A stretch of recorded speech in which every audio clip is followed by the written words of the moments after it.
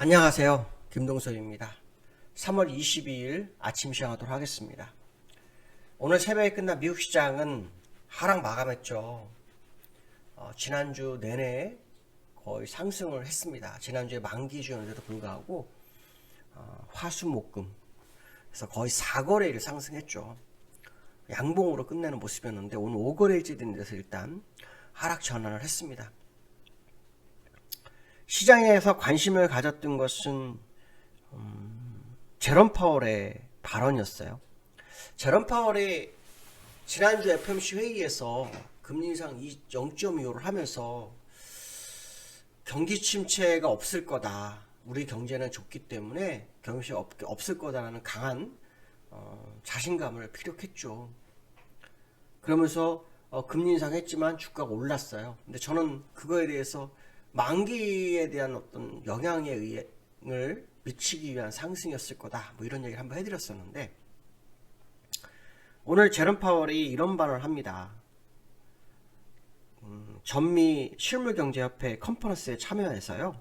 가격 안정을 회복하기 위해 필요하다면 좀 더 제한을 가하는 수준으로 움직일 필요가 분명히 있다.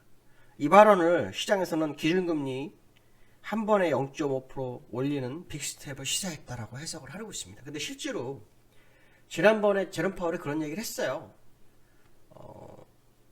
3월에는 금리 인상 0.25를 하겠지만 그 이후에 인플레이션이 강화된다면 빅스텝을 할 수 있다. 그런 얘기를 한번 했었어요. 그게 결론적으로 원래는 빅스텝을 먼저 했어야 되는데 빅스텝을 먼저 하게 되면 시장에 혼란이 올 수 있으니까 0.25를 하고 다시 0.5를 뒤로 빼는. 그러니까 시장을 방어하기 위해서 머리를 엄청 많이 쓰고 있는 게 느껴지거든요.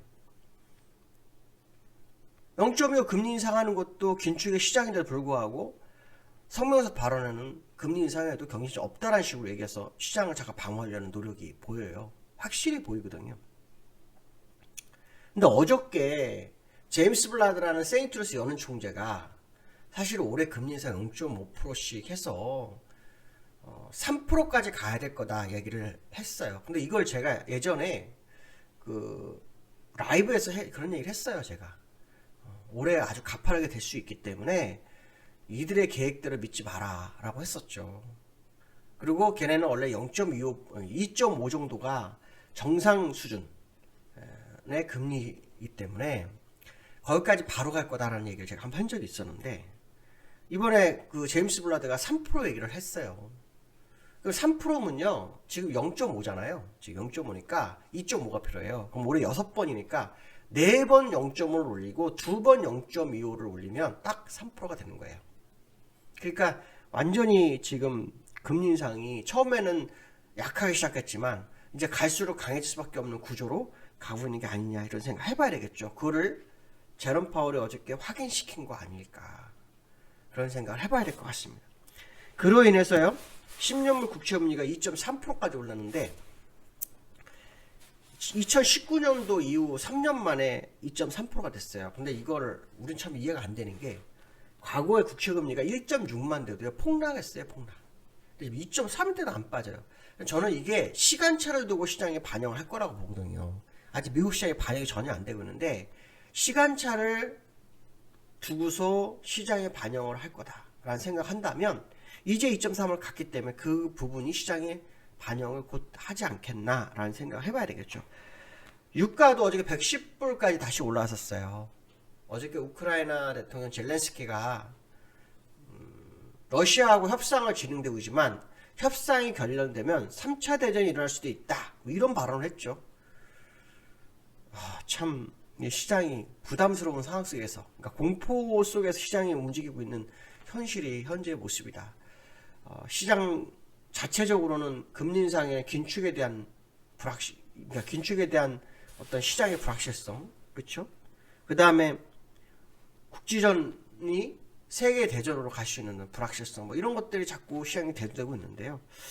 좀 주의를 기울여야 될 것 같습니다. 근데 어저께인가 그저께 제가 뉴스를 하나 봤었는데 꿀벌이 70억 마리가 사라졌다고 하더라고요. 이 꿀벌이 없으면 농작물은 생산이 거의 어렵다고 하더라고요.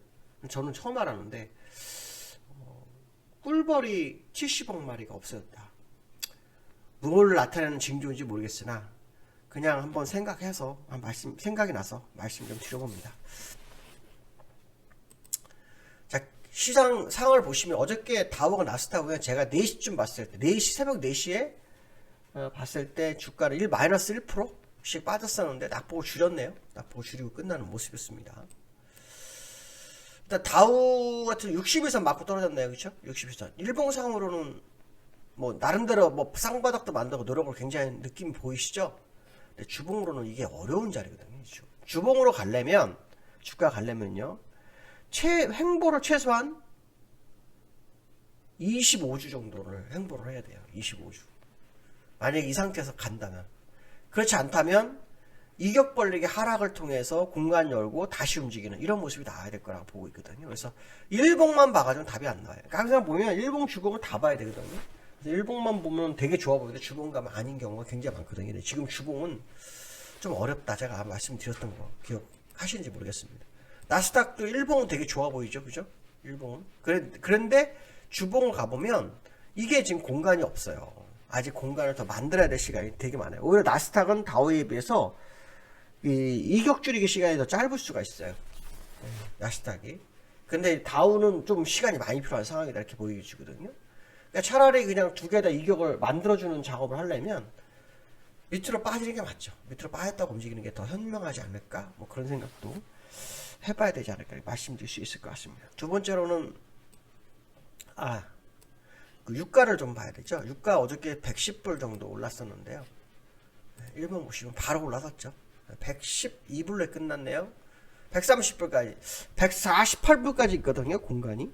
일단 제가 아는 기법상으로는 148불까지 있어요. 월봉상에. 그래서 거기까지 갈지 안 갈지 좀 더 두고 봐야겠죠. 뭐 젤렌스키처럼 정말 3차 대전에 대한 우려가 정말 생기면 뭐 148불이 아니라 뭐 200불, 300불 가도 할 말 없겠지만 정상적인 기술적 분석 내에서의 움직임으로 본다면 일단은 148불까지는 일단 열려 있다라는 게 현재 제가 보는 관점인데 갈 수 있을지 않을지는 좀 더 확인해보는 시간이 필요하지 않을까 이렇게 말씀 좀 드리고 싶고요.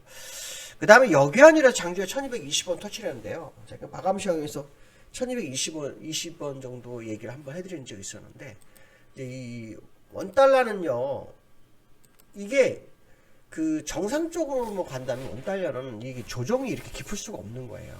물론 이 상승폭도 굉장히 컸기 때문에 뭐 당연히 단기적으로 빨리 내려가도 할 말이 없다 이렇게 얘기할 수 있겠지만 대부분 경우에는 지금은 조정을 생각할 자리는 아니죠. 왜냐하면 금리 인상은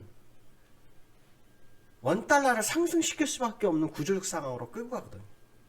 그러니까 이렇게 팍 눌렀다는 것은 누군가 대비를 못한 거죠. 상승할 때. 그래서 눌러서 그걸 청산하거나 대비를 하고 방향성을 선회하는 자리라고 그런다면 다시 1244원을 향해서 갈 확률이 무진장 높아질 수 있다. 뭐 그런 생각 해봐야 될 것 같습니다. 그래서 원달러 기준으로 보면은 아직 시세가 나오지 않은 것으로 저는 판단하고 있기 때문에 좀 더 지켜보는 상황이 나와야 되겠다 말씀드리고 싶고요. 그 다음에 코스피가 2700 안착을 위한 전제 조건 무슨 말이냐면 2700을 안착을 못해요. 코스피가 어저께도 2707까지 갔다가 바로 밀렸죠. 2700까지 바로 밀렸어요. 근데 이 일봉 주봉으로는 이게 아직 답이 없거든요. 제가 볼 때는. 근데 이게 그 2700을 안착하기 위해서는 수급적인 변화가 있어야 되거든요. 지금 수급은 거의 다 개인이 받아주는 구조예요. 예를 들어서 제가 어저께도 잠깐 말씀드렸죠. 삼성전자. 그거 외국인이나 기관이 받아야 시장이 탄탄해요. 삼성전자 시가총액 1위이기 때문에 그 종목이 흔들리지 않아야 되잖아요. 그렇죠? 근데 흔들린단 말이에요. 흔들린다는 거죠. 그게 수급의 변화가 있다는 거예요. 거기에 개인들이 매수를 3조를 했다는 거죠. 이런 거만 봐도 벌써 시장이 수급이 너무 안 좋구나.